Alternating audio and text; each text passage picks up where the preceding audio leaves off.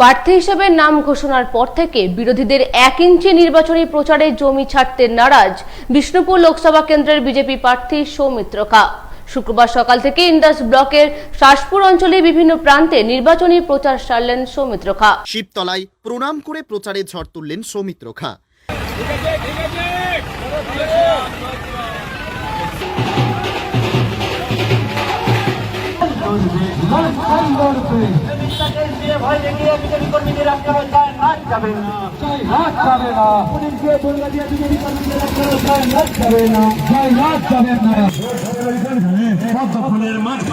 প্রার্থী হিসেবে নাম ঘোষণার পর থেকে বিরোধীদের 1 ইঞ্চি নির্বাচনী প্রচারে জমি ছাড়তে নারাজ বিষ্ণুপুর লোকসভা কেন্দ্রের বিজেপি প্রার্থী সৌমিত্র খা।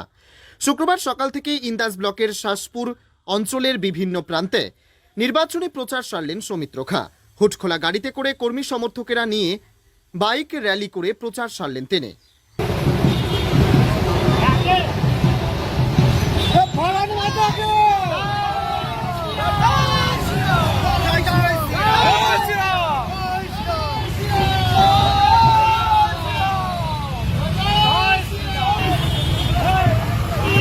এই প্রচারে উপস্থিত ছিলেন ইন্দাস বিধানসভার বিজেপি বিধায়ক নির্মল কুমার ধারা, বিষ্ণুপুর সাংগঠনিক জেলার সভানেত্রী গঙ্গা মুনি রায়। এছাড়া উপস্থিত ছিলেন বিভিন্ন নেতা নেতৃত্ব এবং কর্মী সমর্থকরা।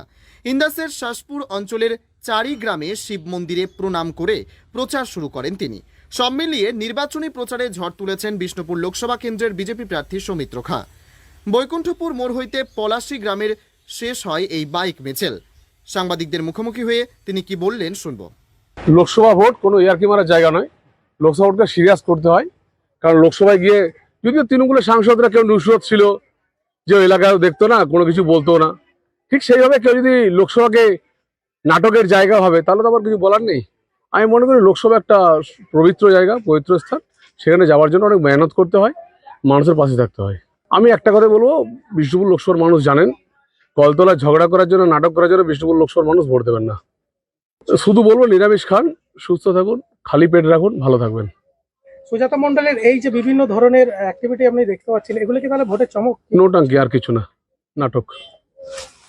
দেখুন, আমি একটা পাগল ছাগলকে নিয়ে কি বলে সময় নষ্ট করবো বলুন তো আমার এই ব্যস্ততম সময়ের মধ্যে?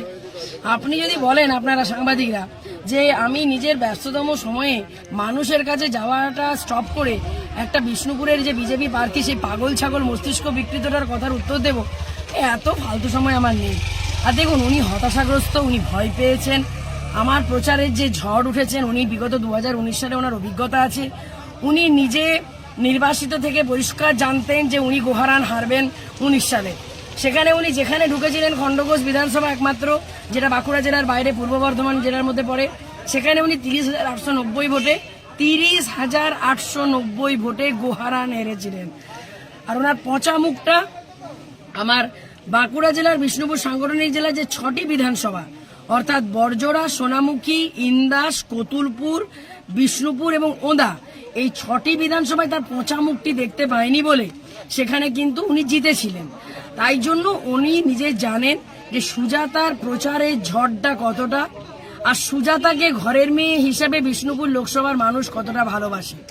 তাই জন্য উনি আতঙ্কিত হয়ে রোজ আমাকে গালি দিচ্ছেন, শাপ দিচ্ছেন, কিন্তু এই গালি, এই শাপ ওনার প্রতি 4 জুন বুমেরাং হয়ে পড়বে যখন দেখবেন ওনার নামের পাশে পরাজিত প্রাক্তন সাংসদ শব্দটা বসে গেছে।